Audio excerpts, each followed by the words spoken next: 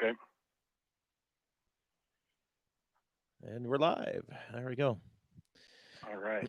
Welcome, YouTube. Hey, if you're watching this as a replay on YouTube later on, you can fast forward 10 minutes to the start of the program. Until then, it's just Tyler Tiller with Timber Creek Outdoors and myself here doing pregame before we get on the radio. Tyler, how you doing today?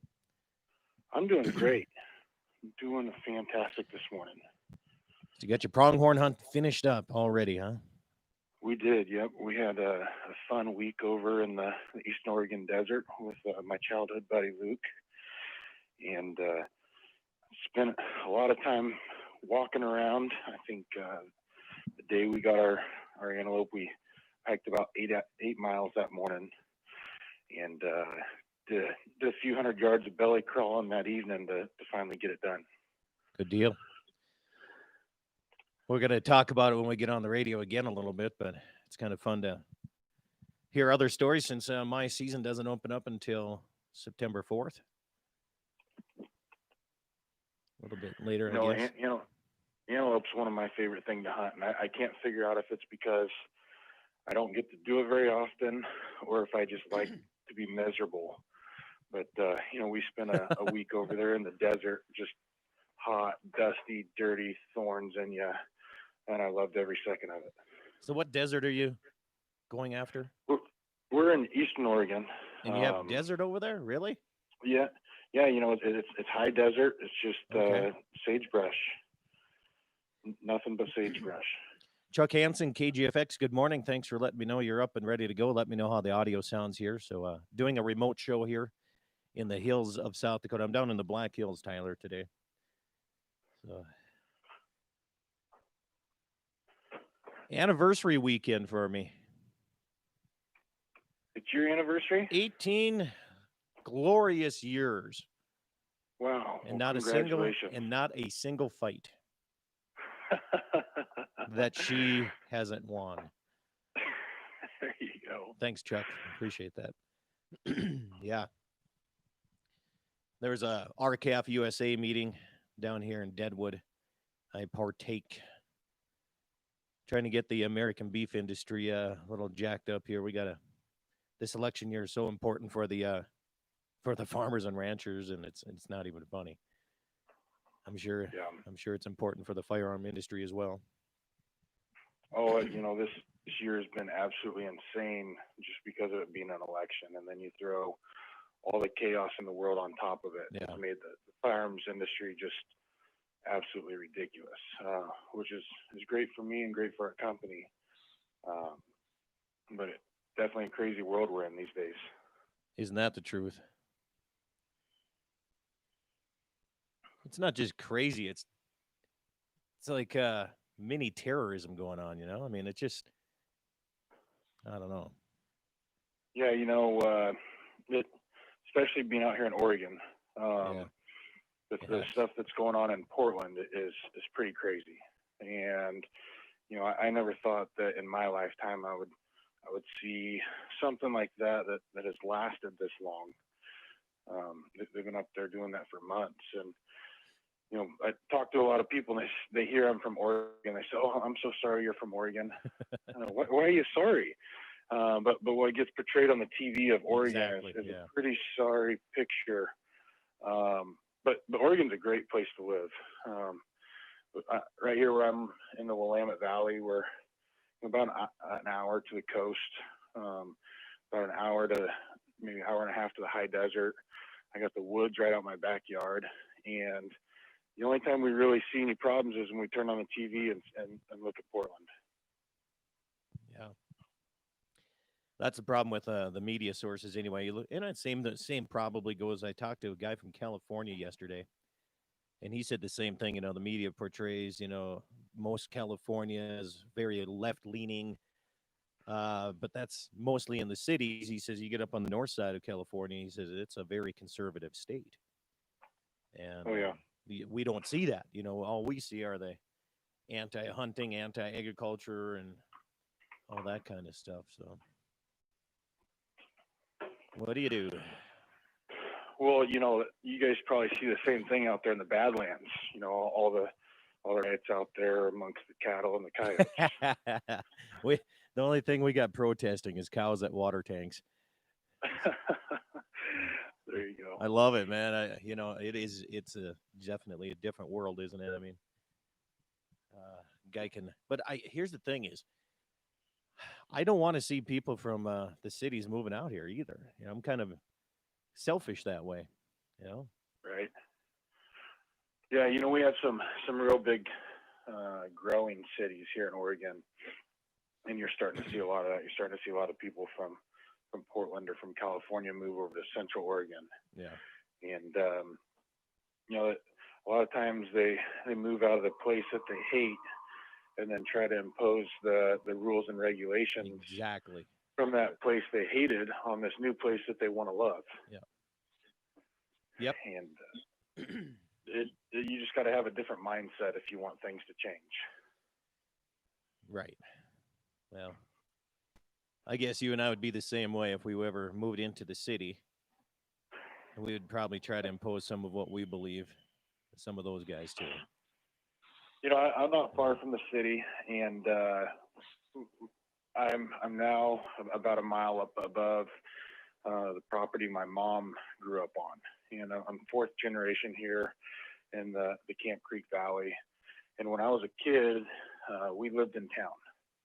And my freshman year in high school, my parents had an opportunity to purchase my great uncle's house and move out here on the property. And then when I got married, I had to move back to town. Oh man, back in town. And fortunately enough, my wife and I were able to get a house out here in the country, and we have our 4 kids out here. And I can't see any situation where Tyler Tiller's ever moving back to town. I hear that, man. And I like that you call it town, because a lot of people call them cities anymore. My theory is, if you have over 1 million people, it's a city. Otherwise, it's a town. Yeah. Well, here our closest town, Springfield, I think we have probably 60,000 people in here. And it's a real neat community. It's a great place to raise your kids. But getting about 15 miles outside of it's an even better place to be. Yeah. Karen, Koly, thank you for tuning in here this morning. Good morning to you. Stations, if you're listening right now here, I have a time.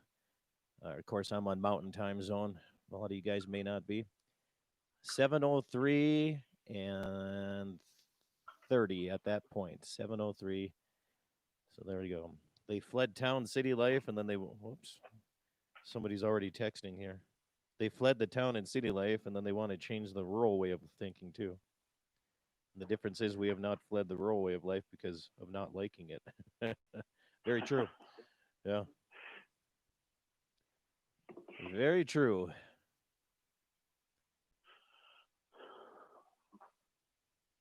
So my buddy Jesse has a trigger in his AR that is not resetting after he pulls it. And he got it from Rise Armament off a recommendation there, and he's having issues with it. We might need to discuss that as we let you ponder that before we get into the main show here. Yeah, absolutely.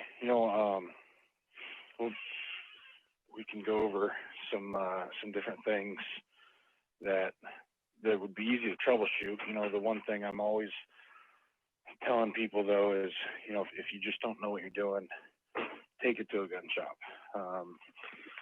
Timber Creek is all based around our dealer network and our customers going into those local gun shops for the expert opinions. And when I started doing stuff with Timber Creek, I knew a lot about guns, but it took me a little bit of time to learn the ins and outs of the ARs. And the local gun shops were my number one resource, because those are the guys that are in it day in and day out and know the problems that everyone's had before, and have seen that problem with that Rise trigger, so they know, oh yeah, you just got to do this, or maybe you just need an adjustable gas plug. There's so many different options, but those local gun shops are really the experts that people should lean on heavily. All right, Tyler, we're coming up on starting the show here on the station, so stand by. I'm going to turn you down. Stations, 15 seconds on mark. 15 on my clock.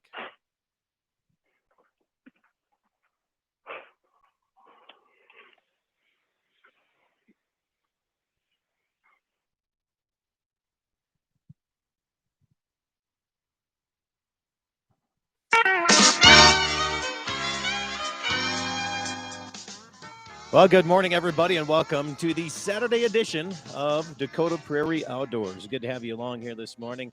And what a great morning it is as well here. As I'm broadcasting remotely, if you're watching on YouTube, you can tell that here. Broadcasting from the Lead Deadwood area, Black Hills in South Dakota, because I'm down here. Not only a little bit of R&R, and not that I work that hard anyway, but also I got to attend a little bit of the RCAF USA convention that was being held in Deadwood. USA beef, it's where it's at, folks. Here, if you're not hunting down your own food, make sure you're supporting your locally raised beef in your area. It's always fun to get together with like-minded folks who are passionate about the beef industry. Well, another beautiful day here in the Black Hills. I think every day that I come down here, it always is here. Driving down Highway 85, I can tell that it's archery pronghorn season in South Dakota. You can tell it's in full swing. I think every single water source that I've seen had a blind set up on it. And judging by the pictures I'm seeing on social media, a lot of hunters are getting their tags filled here. South Dakota, Wyoming. I know a lot of folks are headed to Wyoming and have done good. I think John Arman tagged out on the first day here. So congratulations to everybody getting in on that. And since I'm doing my show remotely, I cannot take calls, but I can take text messages and Facebook messages. You can send them at 701 425 6651. That's 701 425 6651 if you want to text me. My guest today is Tyler Tiller from Timber Creek Outdoors. Good morning, Tyler. How are you, sir? Doing great, Scott. How are you doing this morning? Oh, I can't beat it, man. Waking up in the Black Hills. The only thing that's better is waking up on my ranch. But it's a close second, my friend. I'll tell you that here. So tell the listening audience where you're at and what Timber Creek Outdoors is. Yeah, so we're outside of Springfield, Oregon, just a little bit up the county road out of town. And Timber Creek Outdoors is a gun accessory manufacturer. We're a family-owned business that has been in manufacturing since 1979 when my dad bought a patent to a medical device. But we've been manufacturing for a lot of different industries, a lot of different manufacturers, and in 2015 we started Timber Creek Outdoors with the goal of having our own brand where we could heavily be involved in the shooting community. So you said your dad bought something in the medical industry. Is it something that we know of today? It's not. It's a spill-proof urinal. So it's for bedridden patients or long-term care facilities. And it's a product that we still manufacture today and ship worldwide. Oh, helping out the elderly that way. That's nice. I know I have a buddy that needs one of those in his house. Yeah, well, I have a few buddies that need them in their boats and in their pickups and in their hunting stands. See, it's a whole new marketing for spill-proof urinals that way. You got to get into the outdoor side of things with those as well. So when you're talking about gun accessories, firearm accessories, is it just the AR platform that you guys have up accessories for, or do you do bolt action rifles as well? Yeah, we're starting to branch out. When we started,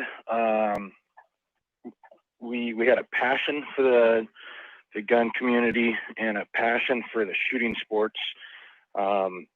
But I personally didn't know a lot about the industry. I knew a lot about how guns worked. I knew a lot about how to go out hunting and harvest animals. But really learning the industry had a little bit of a curve. And so we started with some 1022 parts and some AR parts. And this was back in 2015, before the last election. And then we realized just the AR industry was going crazy. So we started doing stuff for those modern sporting rifles. Now you fast forward 5 years, we're starting to branch out into some other things. We're starting to make some bolt knob lifters for some precision rifles. We make some scope covers. We make some bipod accessories. So the vast majority of our product line is for that modern sporting rifle. But just looking forward, we're excited to be branching out into other platforms and other accessories in the shooting sports. I tell you what, I just got a message here. I started this program talking about pronghorn hunting, and we'll get into your pronghorn hunt that you just got back from. I got a message. It says you're talking about pronghorn season in South Dakota. He says, "Holy cow, there's some nice antelope in Hettinger County, big boys north of Mott, and some real dandies in the region area as well." He says, "But the pheasant numbers are down, are really down here." He says he thinks that the Game and Fish should cancel the season for Southwest North Dakota on the pheasant side of things. So that's a strange thing, Tyler, in this area is to see the pheasant numbers go down, but the pronghorn numbers are up. Do you guys have pheasant out in the Oregon area? We have some. There's a lot of release birds by ODFW here in Western Oregon, and then we have ranches over in Eastern Oregon that do some upland game birds. Sure. But we don't have a ton of pheasant. It was about 3 weeks ago. I was driving in town with my family, and we were just outside of town going past the mill. And my son says, "Dad, I saw a pheasant. Turn around." I said, "No, you didn't." He goes, "Yeah, please turn around. I've never seen one before." And we turned around, and there in a little grove of trees on the edge of the mill, there was a beautiful rooster there. And, my dad talks about pheasant hunting and some of what used to be pastures near town, but now they're, grocery stores or mills or something like that. And so I think here in our Willamette Valley, I think a lot of the pheasant habitat's been turned into human habitat. And so that's why ODFW works to release them and give hunters the opportunity there. But as far as wild pheasants here in Western Oregon, they're pretty few and far between. Well, I don't have pheasant country. I got grouse country. I don't know if you ever went after sharp-tailed grouse before, but I think you kind of seen that. You were at my place, and about my connection to Tyler, if people are listening here and wondering, how does Scott know one of the guys that owns Timber Creek Outdoors way out in Oregon? Well, you came with Keith Warren shooting prairie dogs. And to this day, and we shot a bunch of them. You shot a ton of them yourself, Keith, and Garrett Grover. Garrett Grover. 3 guys, 3 ARs, and I think 3,000 rounds of ammunition, and at least a 90+% success rate with hit shots. And everybody says, "Wow, you're gonna shoot them out." Can a person shoot out a prairie dog town, Tyler? Do you think that's possible? Oh, I mean, I would love the challenge if you're going to supply the ammo. Exactly. It's going to take a lot of ammo and a lot of time, I tell you that. But so we don't have a lot of pheasant where I live. We have more of a grouse, rough country type stuff like that. But I know a couple of places where there's, the pheasant hunting. I haven't done it for a few years now, and I kind of want to grab the shotgun and go back out and do that. One of these days. It's kind of interesting that we're talking about pheasants. We have a lot of valley quail around here and a lot of grouse, blue and rough grouse up here. We're kind of in the foothills of the Cascade Mountains, and right out my front porch, you go, I think it's 3.5 miles up past my house, and you gain 2,000 feet elevation. And so, I mean, we're right at the base of the mountain, and we have all kinds of wildlife here. But the pheasant's one thing that's kind of missing in our little valley. And so we've actually started raising some pheasants, and my daughter and I got some chicks this spring and raised them up. And so now we have a few hens and a rooster, and we're planning on hatching out eggs and trying to raise our own little pheasant population here, just to turn loose in the pastures, just because we enjoy seeing the wildlife. And school shut down, so let's find a science project for the little girl. Well, I tell you what, Tyler, we're up against our first break. Stay with me here. We're going to talk more about the stay-at-home school teaching and science projects, plus pronghorn hunt. He just got done with his too. Hey, keep it right here. Dakota Prairie Outdoors Saturday edition. I'm remote from the Black Hills of South Dakota. Thanks to all the great radio stations. I'll be back right after these messages.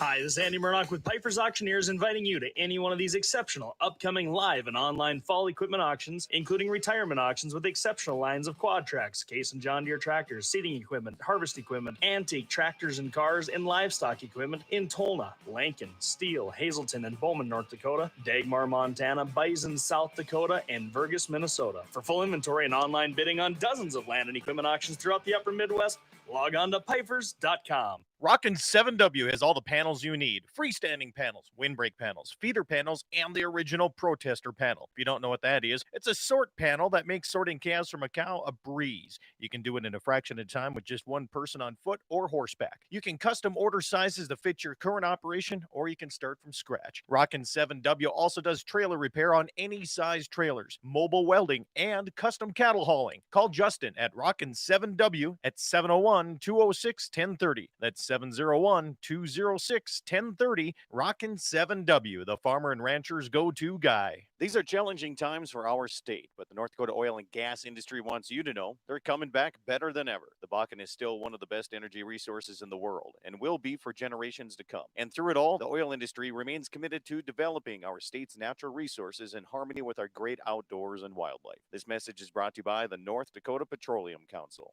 The North Dakota Cowboy Hall of Fame in historic Medora is open for the 2020 summer season. All safety precautions have been taken, with social distancing guidelines enforced and hand sanitizer stations in place. Come see the beautiful new displays for 2020, including the amazing bronze collection in the Hall of Honorees. Shop our wonderful gift shop with merchandise available celebrating 25 years of the North Dakota Cowboy Hall of Fame. We'd love to see you at the North Dakota Cowboy Hall of Fame in historic Medora.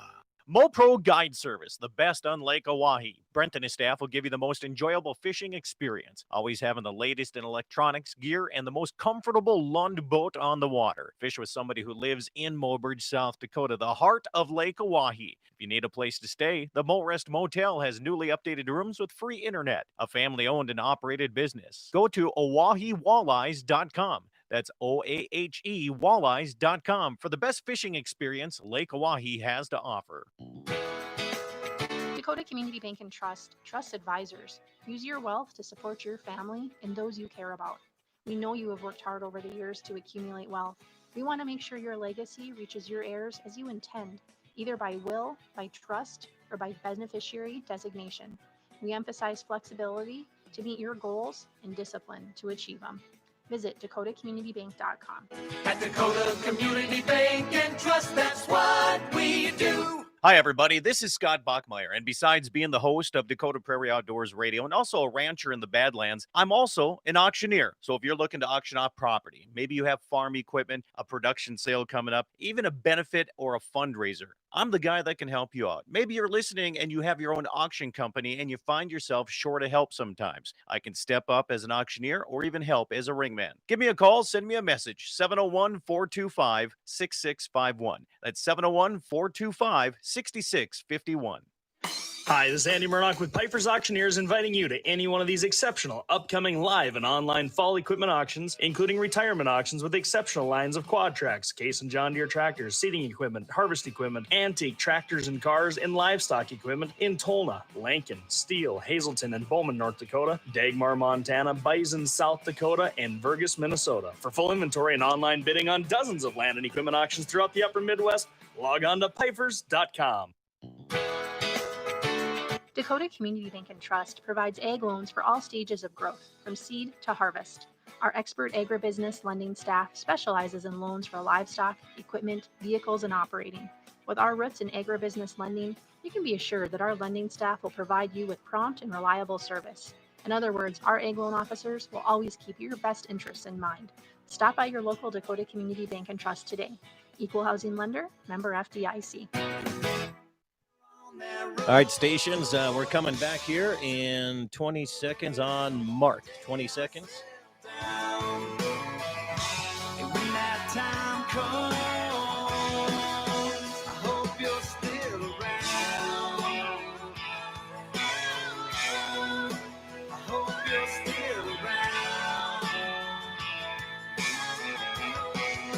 I hope you're still around. Welcome back, everybody. It's Dakota Prairie Outdoors Saturday edition.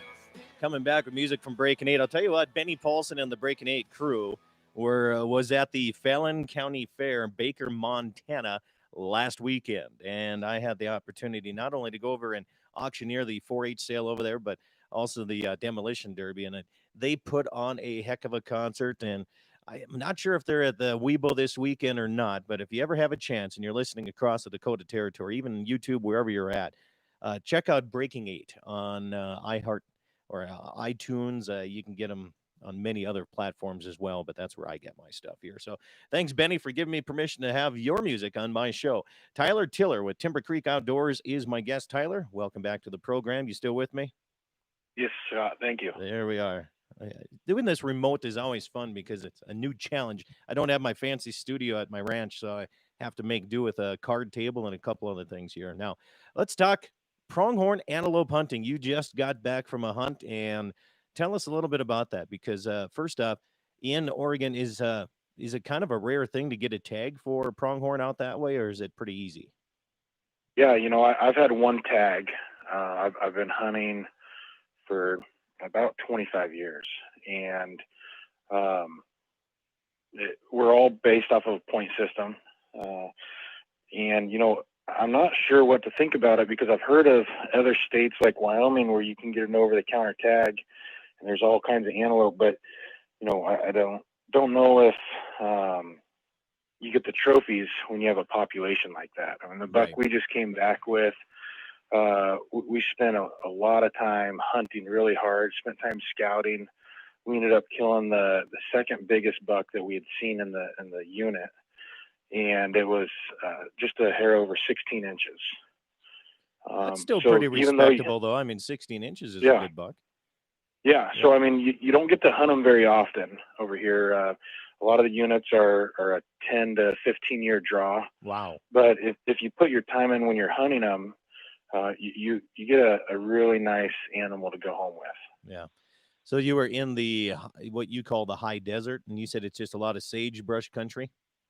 Yeah. The unit we were in had more trees than what I'm typically used to for antelope hunting. And so it kind of had to change up our strategy and our game plan a little bit.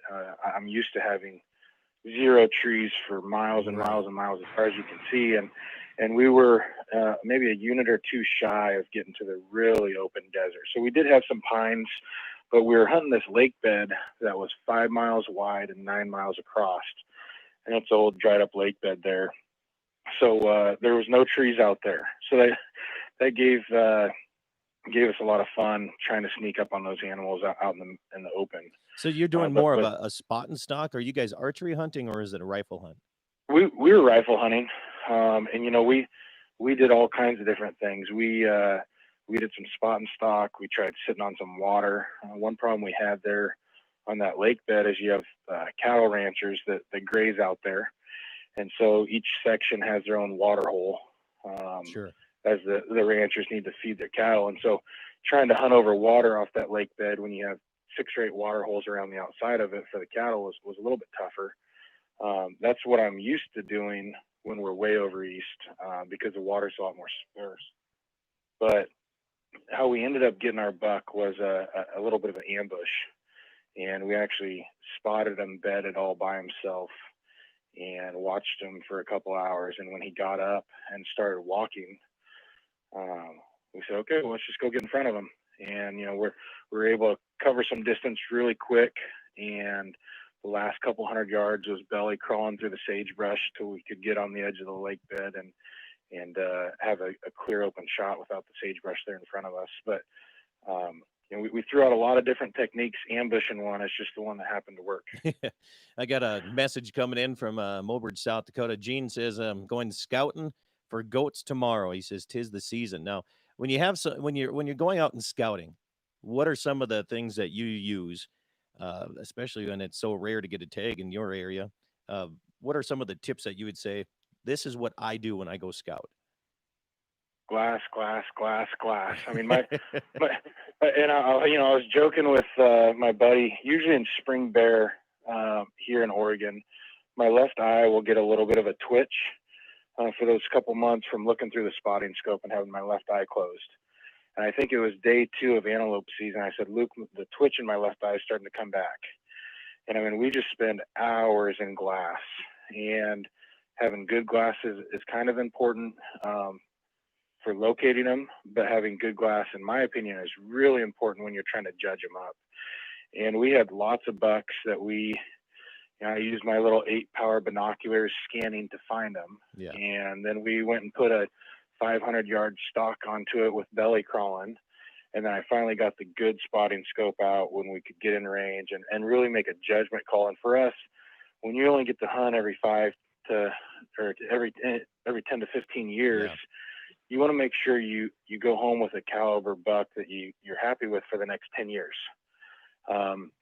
So, and hunting means different things to everyone. Not everyone cares. And we saw a lot of people that just went out there and shot the first buck and they were tickled to death. Yeah. But what we were trying to achieve is a really, really respectable buck that we could put on the wall and look at for 10 years and anticipate getting a bigger one the next time we draw the tag. And so my number one piece of gear is a really good spotting scope. So once you put in that effort, you can make an accurate assessment on what you're looking at out in front of you. Yeah, I'm one of those guys. I'm not really a horn hunter. I enjoy pronghorn antelope meat. So when you guys got yours taken down, what was the temperature on that day? Opening day, we had some pretty interesting weather.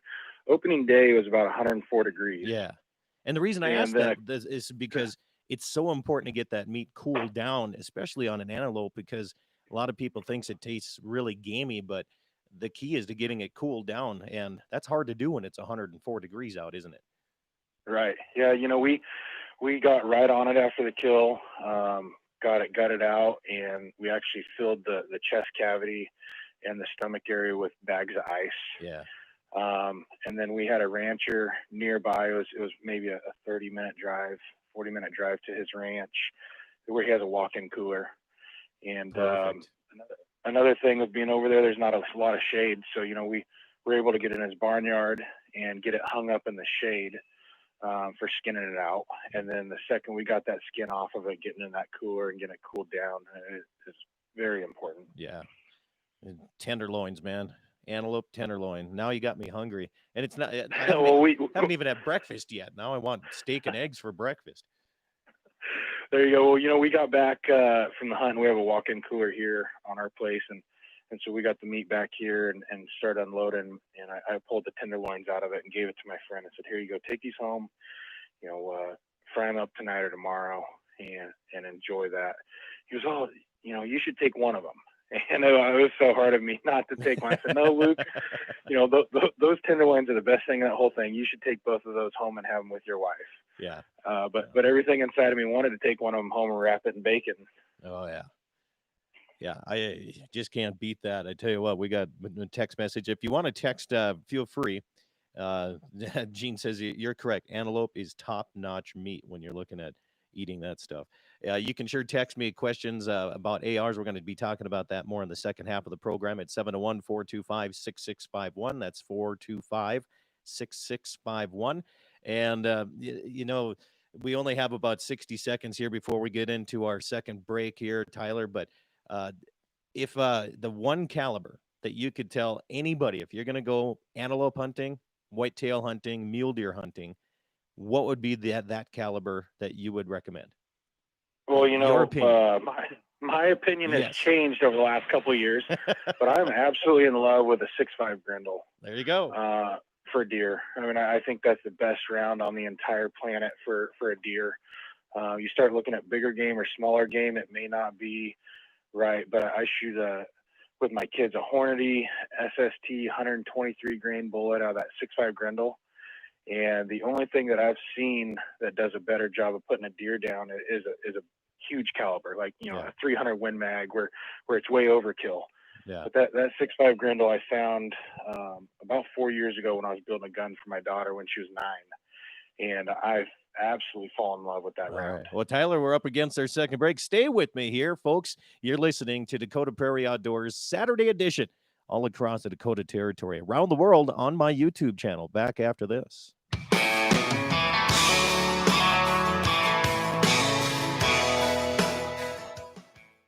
Hi, this is Andy Murdoch with Piper's Auctioneers, inviting you to any one of these exceptional upcoming live and online fall equipment auctions, including retirement auctions with exceptional lines of quad tracks, Case and John Deere tractors, seeding equipment, harvest equipment, antique tractors and cars, and livestock equipment in Tolna, Lankin, Steele, Hazleton, and Bowman, North Dakota, Dagmar, Montana, Bison, South Dakota, and Vergas, Minnesota. For full inventory and online bidding on dozens of land and equipment auctions throughout the upper Midwest, log on to pipers.com. Rockin' 7W has all the panels you need. Freestanding panels, windbreak panels, feeder panels, and the original protester panel. If you don't know what that is, it's a sort panel that makes sorting calves from a cow a breeze. You can do it in a fraction of time with just one person on foot or horseback. You can custom order sizes to fit your current operation, or you can start from scratch. Rockin' 7W also does trailer repair on any size trailers, mobile welding, and custom cattle hauling. Call Justin at Rockin' 7W at 701-206-1030. That's 701-206-1030. Rockin' 7W, the farmer and rancher's go-to guy. These are challenging times for our state, but the North Dakota oil and gas industry wants you to know they're coming back better than ever. The Bakken is still one of the best energy resources in the world and will be for generations to come. And through it all, the oil industry remains committed to developing our state's natural resources in harmony with our great outdoors and wildlife. This message is brought to you by the North Dakota Petroleum Council.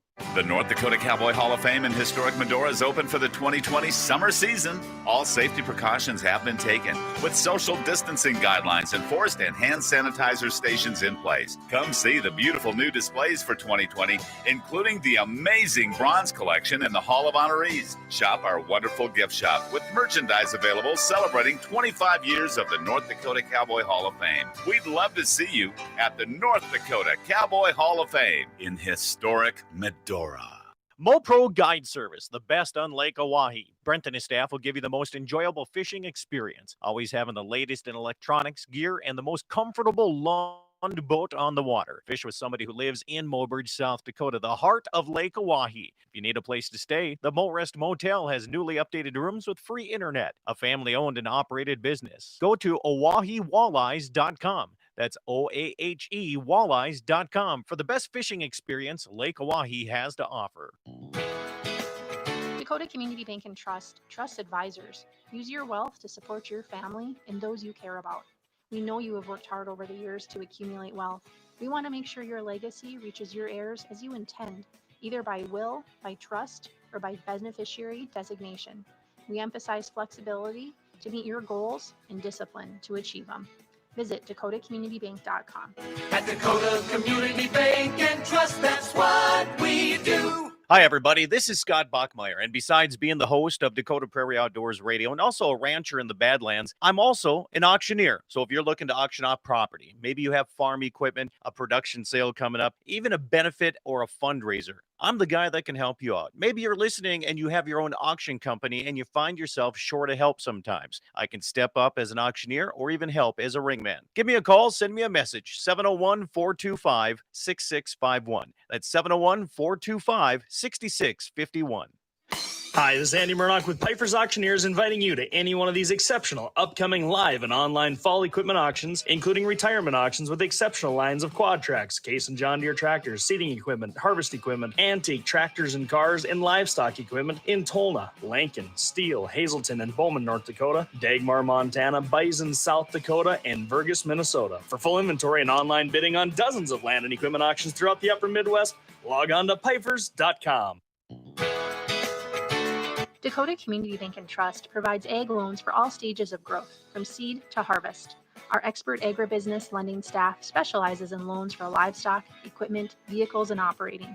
With our roots in agribusiness lending, you can be assured that our lending staff will provide you with prompt and reliable service. In other words, our ag loan officers will always keep your best interests in mind. Stop by your local Dakota Community Bank and Trust today. Equal housing lender, member FDIC.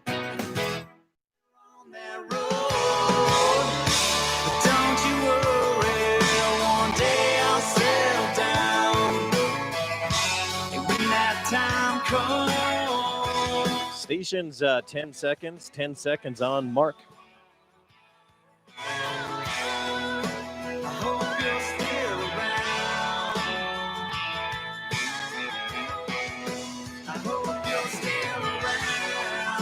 Welcome back, everybody. It's Dakota Prairie Outdoors Saturday edition, all across the world, around the world, across the Dakota Territory.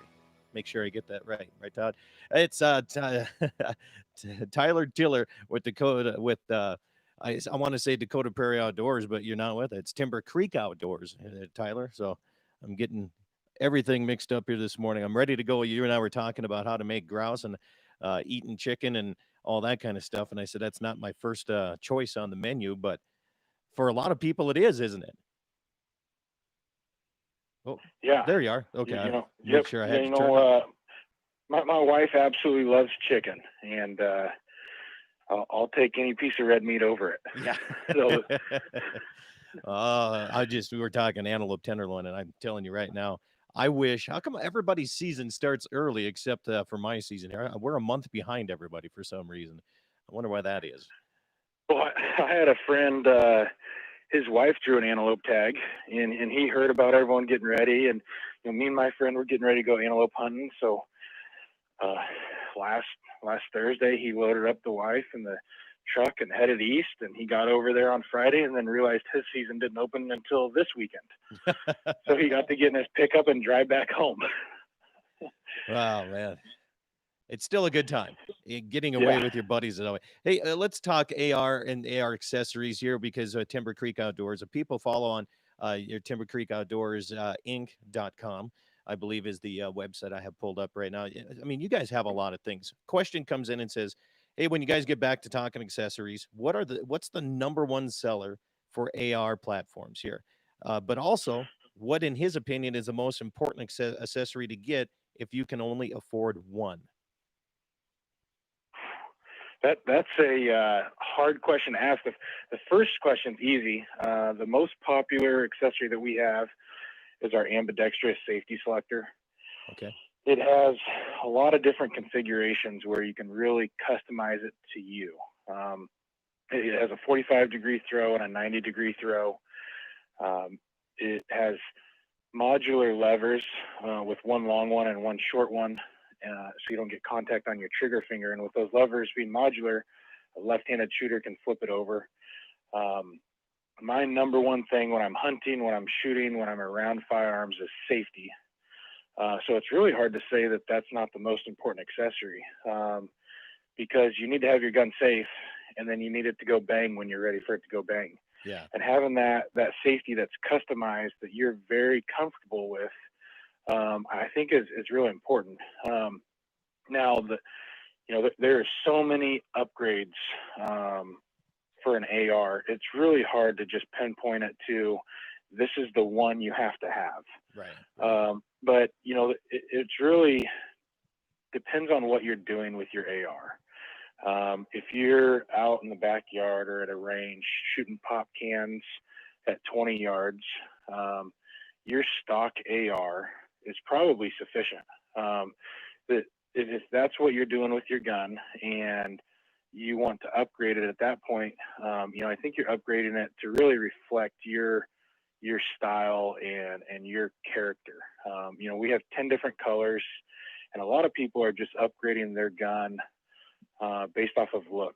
And when they want the range when they go out to the range, they don't want to have the same black gun as the guy next to them. It's just like a Harley or a sports car or anything else that someone wants to put a different set of rims on their sports car because they don't want their sports car to look like the person next to them. Yeah.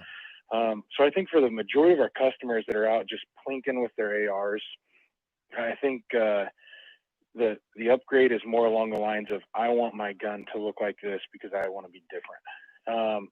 But you look at people that are using the modern sporting rifles in the hunting industry, and going out and, like you saw, shooting prairie dogs. Yep. My 12-year-old daughter and my 10-year-old son, they hunt with 6.5 Grendel ARs. So and it depends on the mission.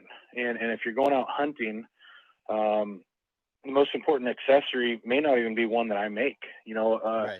A really important upgrade, I think, if you're doing some precision shooting or if you're hunting, would be an upgrade on your trigger. An AR trigger comes in standard 7 or 8 pounds. It's a real long pull. It's not a great trigger for precision shooting. And so I think an aftermarket trigger, if you're going to be out hunting, is probably the most important upgrade you can do on an AR. And that's not a Timber Creek product. That's a product that will make you a better shot and a better sportsman. Yeah, yeah. So remember when I asked you what your top choice of a round would be, and you said a 6.5 Grendel. Yeah. I got a message. It says 6.5 Grendel. He says that's an interesting choice. I've heard good things. If I understand correctly, it's a necked down AK round. Is that true? Yeah, and neck down to a 264. And you know, I think I don't know the history on the round, which I should. I love history of guns and history of ammunition and what brought them to us today. Yeah. But I believe it was just an effort to put the 6.5 round in that AR-15 small frame platform. And you know, the 6.5 Creedmoor is extremely popular, but that longer case just doesn't fit in the smaller MSR platform. And you know, really, when I was trying to find a gun for my daughter when she was 9 years old, with my contacts across the U.S., talking to gun shops, I spent a lot of time. What round do I want this little girl to shoot? I mean, she was 80 pounds and 9 years old, and I didn't want her to be afraid of guns. I started shooting with her when she was 3 years old, and she has phenomenal form. She shoots both eyes open. She never flinches, takes a beautiful breath out right before she squeezed the trigger. And all I could think about was her turning 9 years old, getting her a gun and just ruining all that. Yeah. And so I had a lot of important specifications to build this gun for my little girl. And after talking to lots of people, fell on that 6.5 Grendel round. And then, you know, okay, what platform is it going to be in?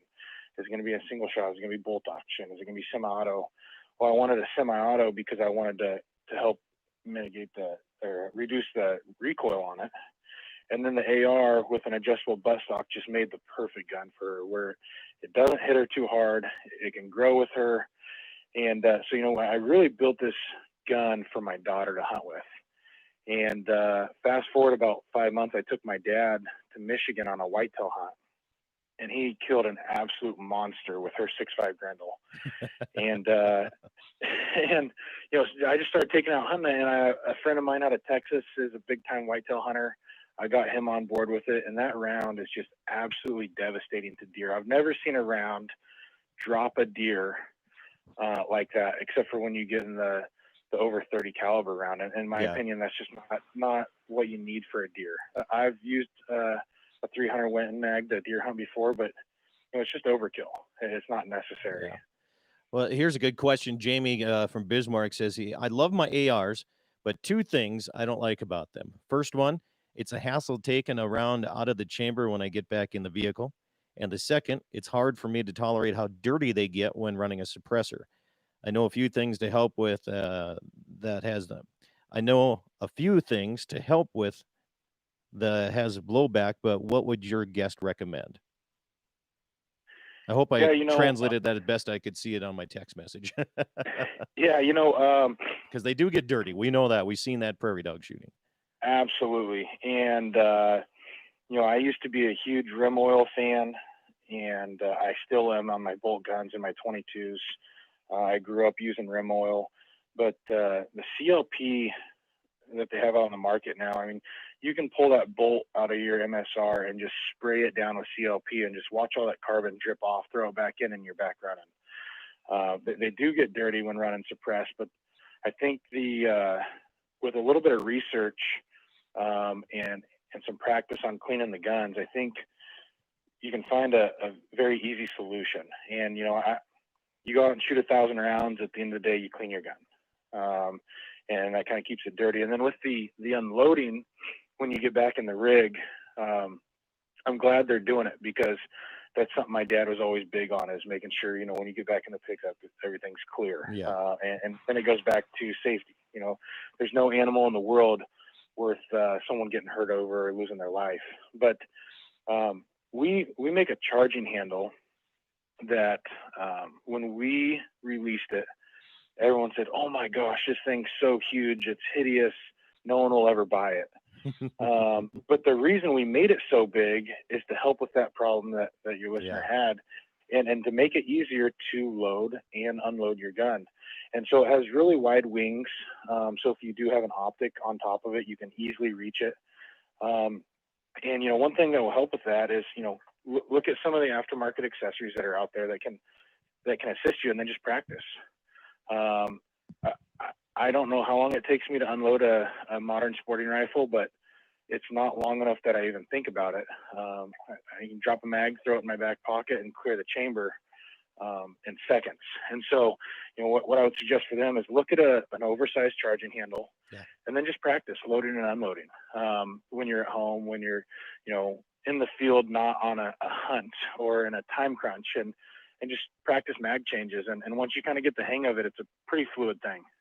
I'd have to say, the AR that you guys redid for me, the best thing about that is the oversized charging handle. I absolutely love that thing. It is probably one of the best things. I say, if you're going to put one thing on, like the other question, what would be that one thing besides a trigger? I'd say that oversized charging handle would be one of my top ones right there. When you were talking about the 6.5 Grendel, he said, I thought I was the only one who likes talking about the history of why certain calibers were invented. he says, finally found somebody else that likes to talk about that too. I'll tell you that the history of firearms and ammunition is what has me in this industry today. When I was a kid, I'd go over to Grandma and Grandpa's house, and growing up, my dad always had the rule, you don't ever touch the guns. Yep. By yourself. If you want to look at a gun, all you have to do is ask. And growing up, every time I asked my dad if I could look at a gun, he would stop, he would get the gun out, we would make sure it was clear together and safe, and he'd sit there and let me work the action and let me pull the trigger and let me fondle this gun that I was so amazed by. And going to my grandpa's, he had all these World War II guns in the closet. And so, as a kid, I remember going over to Grandma and Grandpa's and saying, hey, Dad, can we get the guns out and look at them? Because there were cool guns that my grandpa had, and my dad didn't have anything like it. And when I was in middle school, the internet started coming around. And the pastor at our church was a huge gun nut. And I started bringing guns to church, and after church, I would show them to him, and we'd talk about them. The good old days. And we'd sit there and talk about it, and he'd give me an assignment. He'd say, go home and research this, and he'd tell me, the kind of the keywords to look up and how to look at it. And it turned into a real fun project where I'd bring a gun to church and talk to him about it after church. And over the course of a couple of weeks, I'd do this research on this internet, this brand new thing that told you everything. And I'd come back and tell him all about it. I'd tell him about the history of the gun, what wars it was used in, what round it shot. And that passion for the history is really what inspires me today to be in the industry. I mean, if you look in my gun safe, you'd think it's full of ARs and tactical pistols and all kinds of stuff like that because of the company we're a part of. But my gun safe is full of old, rusty wooden bolt guns. And, I have a glass gun case in the hallway, and I proudly have the history of firearms there, starting with an old 4570 trapdoor, and then moving into an old, I think it's a Winchester Model 7, which is the first semi-auto that came out around 1912. And so, really being able to watch what made today's modern rifles throughout the history of firearms is really what I think is so neat about guns. Yeah. Well, I tell you, we're going to take a little twist here because we only got about 3-4 minutes left here while I have you on. A text comes in and says, hey, everybody, nothing better than a fresh cut steak from one of the local meat cutters, not China, not Brazil, local, crispy hash browns, fresh corn on the cob, mushrooms, onion, steak, soak it down in butter, all that. And it says, if you want the best food in the world, get it from the best farmers, ranchers, and fishermen in the world, United States producers. Have a good weekend. Thanks for letting me come on this morning. God bless America. Thanks, Dana, for that. Now, I want to talk to you about what's happening in Portland right now I know we're short on time, but the way things look, how is this election cycle looking for the firearms industry at this point? It is absolutely insane. With us being only 5 years in the industry, we've experienced tremendous growth every year. We get out boots on the ground and meet people and show them our products. But this election year has made the sales just skyrocket. I mean, we had a 8x growth last month based off of the previous year, July. And you take the election year on top of coronavirus, on top of the riots in Portland and across the other big countries in the U.S., and people are buying guns because they're scared. They don't know what tomorrow brings. Yeah, isn't that the truth? So what the heck's going on in Portland? Why can't you guys go over there and take care of that stuff? What's up? Well, Portland is a lot like other blue states, and you have one great big city that kind of screws it up for the rest of the rest of state. the state. Yeah, and the majority of Oregons cringe at what's going on in Portland. But they have a right to be out there. What they don't have a right to do is burn things down. Exactly. I was watching the news last night. There was a young man that got beat up, and he was sitting there on his knees because he's in this crowd and he can't do anything at all. And a man runs up and kicks him in the face and knocks him out. And fortunately, the sheriff's department put him into custody the next day with some felony charges. But I can appreciate people's outcry for help, but the lawlessness just has to end. Yeah. Well, and what's the silly part about it is you can't go to baseball games, professional baseball games, because they're worried about people sitting next to each other. But it's okay to riot and protest. That's my kids can't go to school, yeah, but you exactly. can go out there in the herds and protest. Say a quick message comes in, says best bolt caliber for youth. Is it still the Grendel?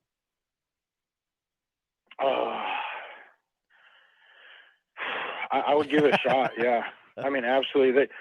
I am in absolute love with the 6.5 Grendel for deer. And I wouldn't even say it's the best caliber for youth. I would say it's the best deer caliber that I've ever seen. But you wouldn't be shy about putting a 9-10-year-old kid behind it. No. Yeah, nope. exactly. I think it's gonna be a lot better than a 243 youth gun. In my opinion, a lot of kids grow up shooting a 243 and it's a real light gun and it just knocks the crap out of them and they develop bad habits. Mm-hmm. The 6.5 Grendel out of a bolt gun, I think would be a very acceptable gun for youth. But I think they should really look hard at the AR platform and look at modern sporting rifles. Sure. I don't see any reason to choose a bolt gun. This gun that I built for my son, the 6.5 Grendel, it's got a 20-inch carbon fiber proof barrel. It's a 800-yard gun. People think of an AR as a short range, less accurate gun, short range gun. But I have this AR that my son killed his blacktail last year at 226 yards at 9 years old. So I would look hard into the modern sporting rifle platform because of the reduction in recoil for kids. Tell us where we can find more information and get information about updating all of our rifles. Absolutely. You can go to our website, timbercreekoutdoorsinc.com. Also on social media, we have lots of customers that send pictures and show us their builds on Instagram and Facebook and that kind of stuff. So, if people are looking at what's cool with Timber Creek, I say go to the social media because you can see what our customers are doing with the products, and then jump over to the website and see what fits you. Okay.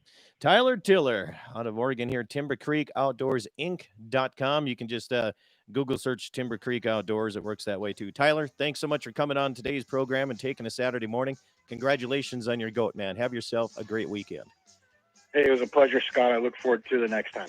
You bet. Tyler Tiller, again, that's timbercreekoutdoorsinc.com. I'm Scott Bachmeyer. Catch my daily show on all these radio stations, or if you miss it, you can go to dakotaprairieoutdoors.com. Have yourself a great weekend. Eat some meat, drink some milk. Enjoy your weekend. Stations, thank you so much. I appreciate it. YouTube, thank you guys as well. Have yourself a great week and enjoy.